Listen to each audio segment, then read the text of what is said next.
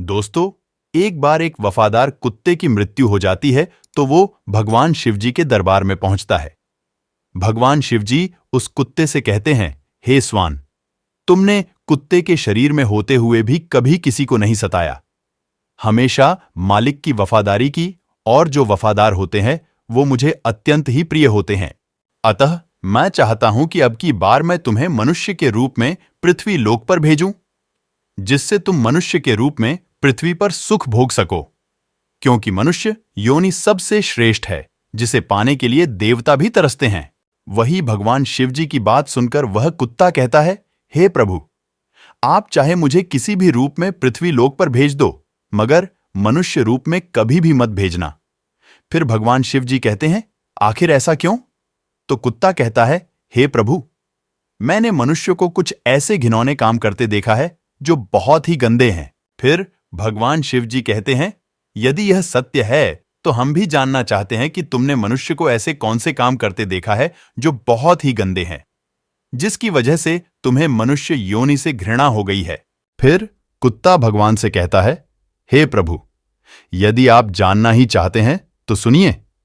तो दोस्तों, कहानी शुरू करने से पहले हमारा आप सभी से एक निवेदन है कि आप हमारी कहानी में खो जाएं। उससे पहले हमारे चैनल को सब्सक्राइब करके बेल आइकॉन अवश्य दबा लें, जिससे हमारी हर वीडियो का नोटिफिकेशन सबसे पहले आप तक पहुंच सके और आप हमारी हर वीडियो से प्राप्त ज्ञान का अपने जीवन में लाभ उठा सके। तो आइए कहानी शुरू करते हैं।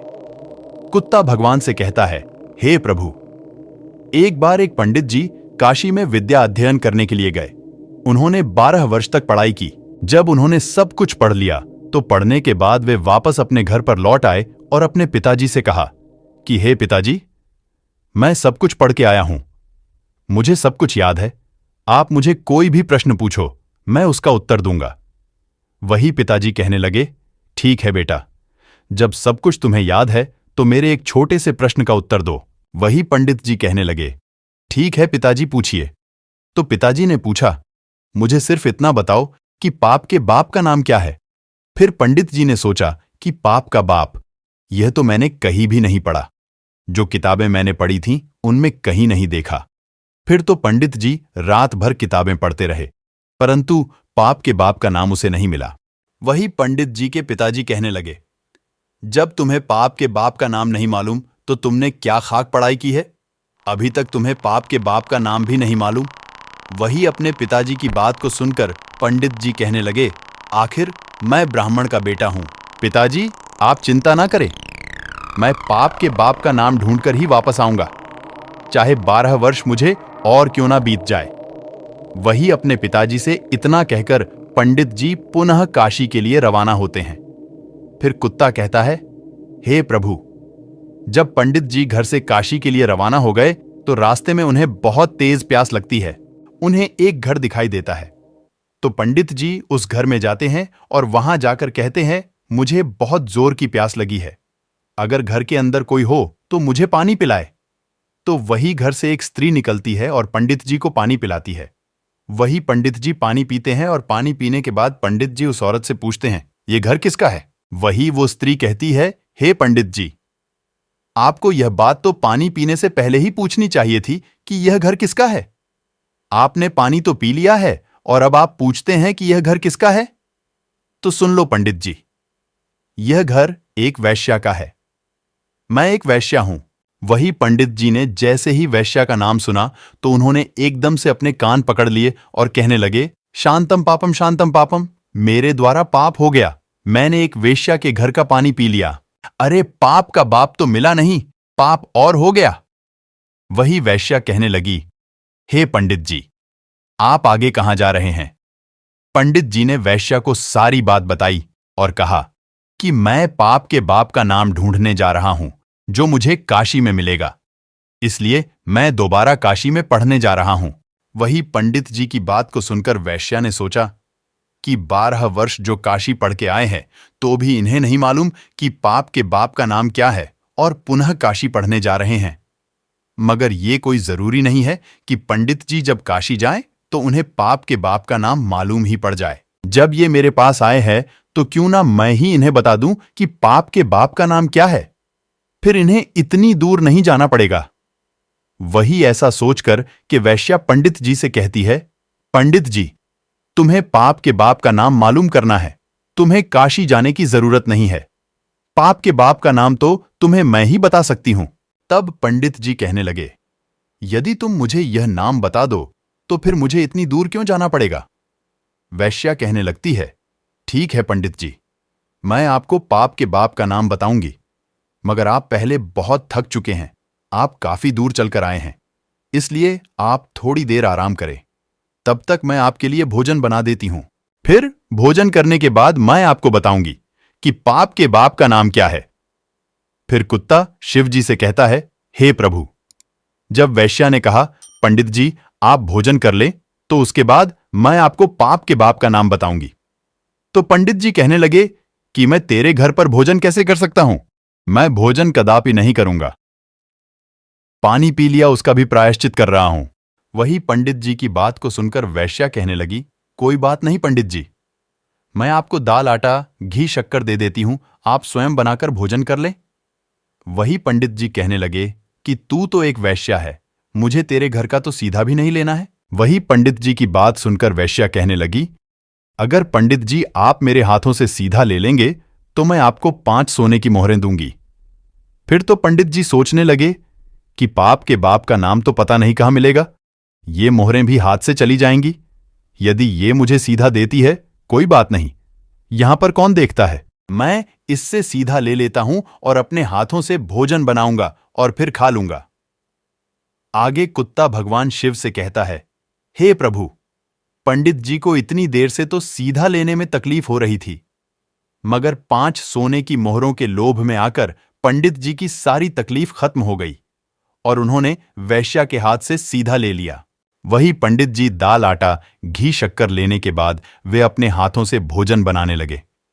फिर कुत्ता कहता है, हे प्रभु, जिस समय पंडित जी भोजन बना रहे थे तो वैश्या पुनः आती है और पंडित जी से कहती है, पंडित जी आपने मेरे घर का पानी पिया है, मेरे हाथों से सीधा भी लिया है, तो अब मैं आपके लिए क्या भोजन बना सकती हूं।